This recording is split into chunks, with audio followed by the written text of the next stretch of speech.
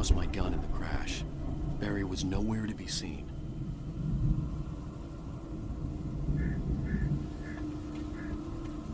Barry!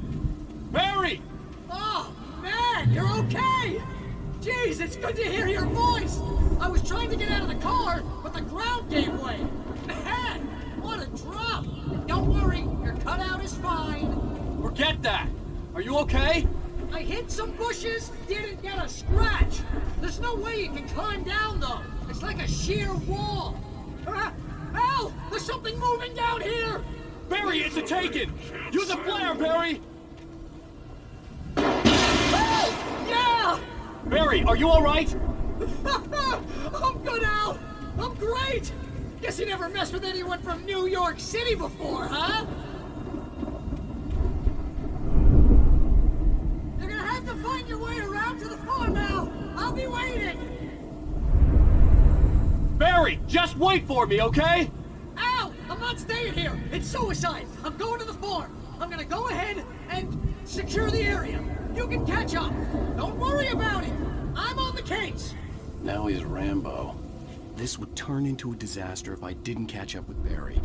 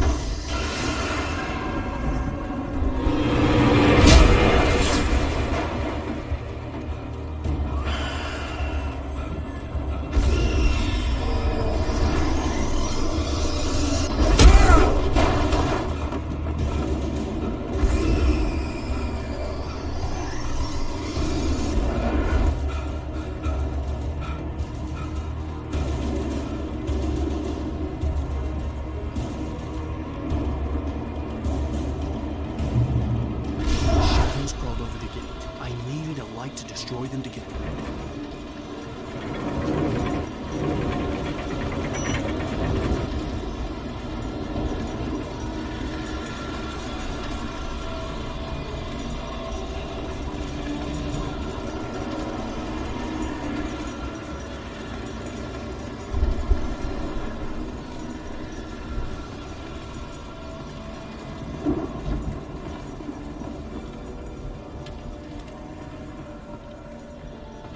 I hoped there'd still be a working generator somewhere around here to power up the old lights by the gate.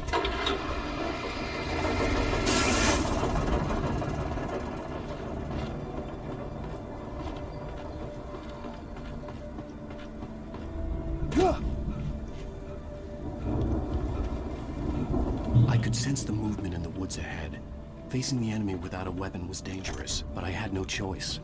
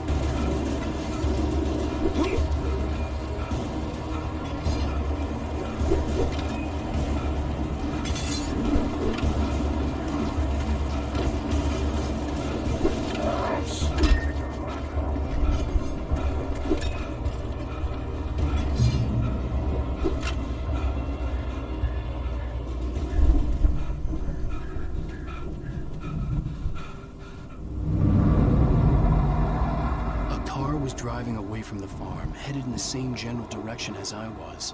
For all I knew, it was Barry, caught in the consequences of leaping before looking.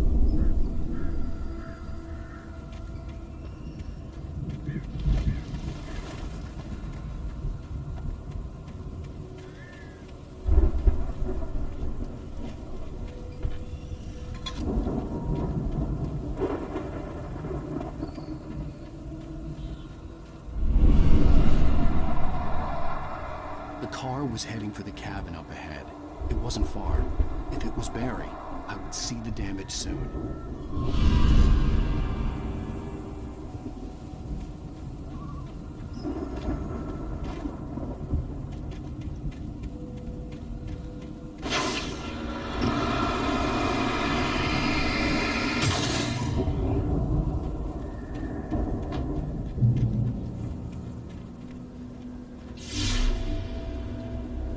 I'm trying to deliver each page to the right time and place. I'm trying to show you how the story goes. I had seen glimpses of light before. I had seen it in my dream. It was a strange spaceman or a diver in a bulky suit. He was the one who'd been placing the pages on my path.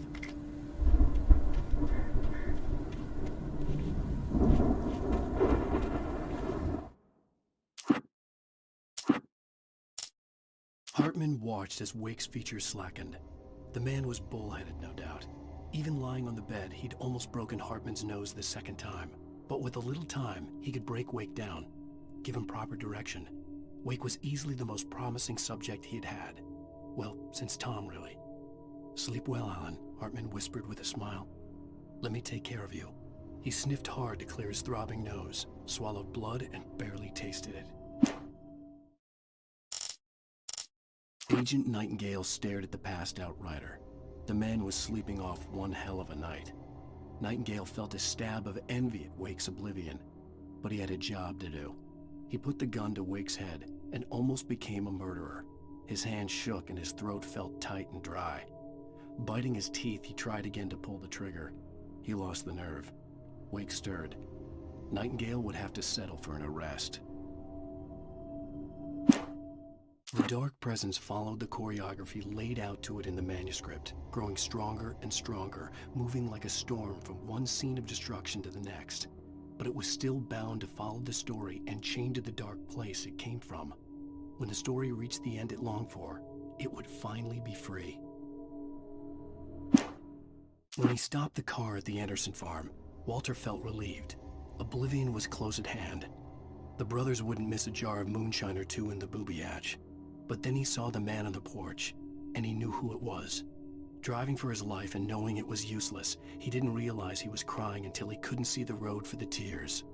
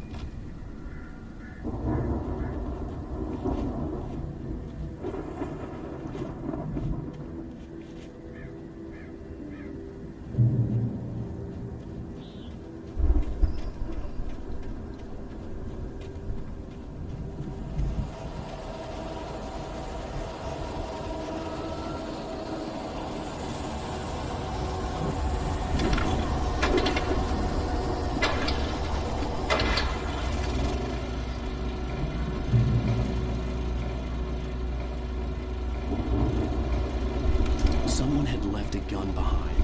Now I had a fighting chance of reaching the farm.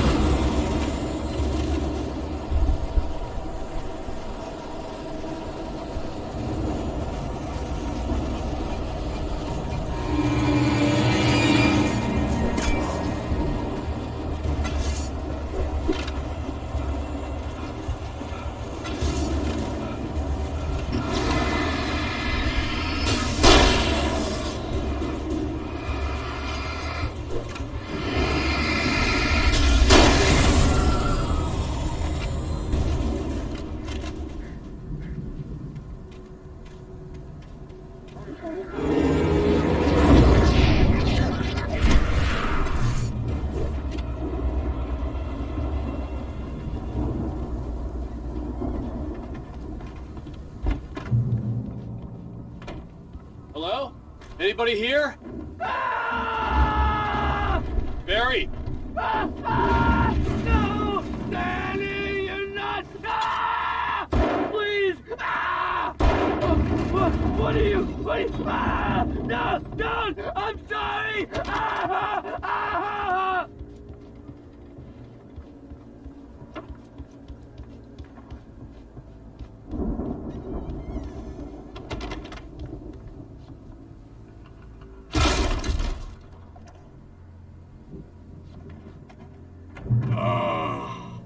I know you. You were in jail the other day. I went to the farm again for the moonshine, you know? It makes you see. They're not gonna miss it. They're in the loony bin. My buddy, Danny, I lost him. Something's gone wrong with him. It's not him. Like a real bad follow-up to a real good movie. The best friend's something bad guy who wrote this crap anyway.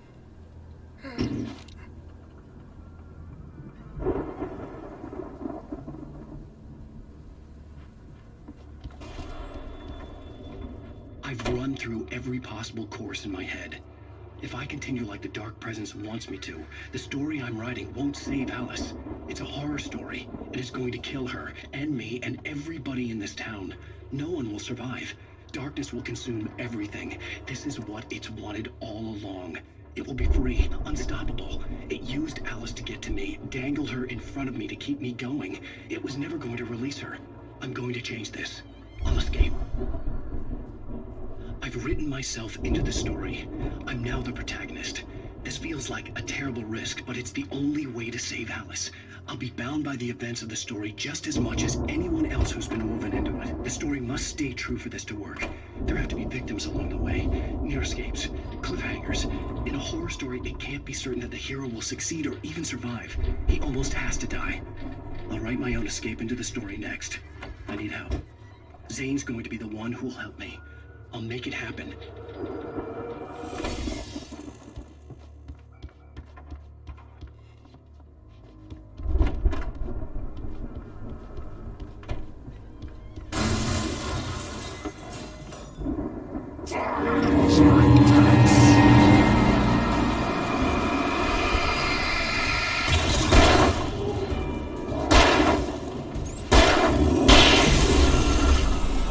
Let me guess. Danny, huh?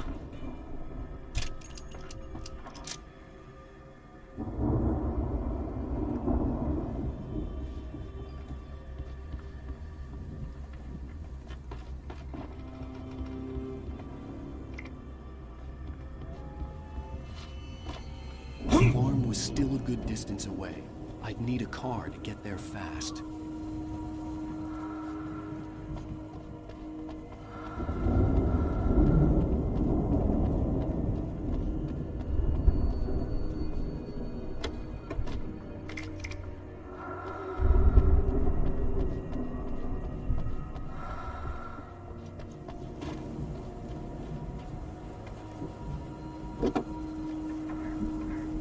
If Barry wasn't up here, he was probably in trouble down at the farm. For a moment, I felt bad for doubting him. After all, I'd made it this far myself. But Barry was Barry.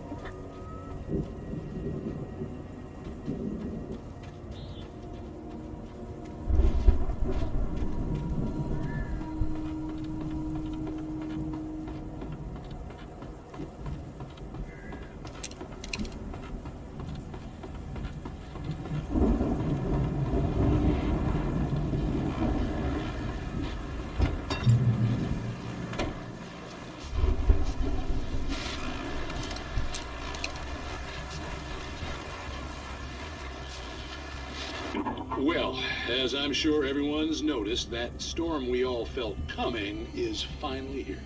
The boys at the Weather Service reckon it'll last until morning at the very least.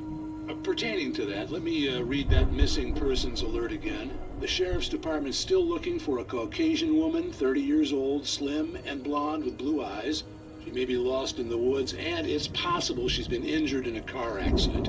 If you see her, please make sure you get her indoors and call the sheriff. It's bad weather to be caught out in, so if you see someone in the area who maybe looks a little confused, give them a hand, all right? This is Pat Maine on KBF-FM, hoping you're all safe and warm tonight.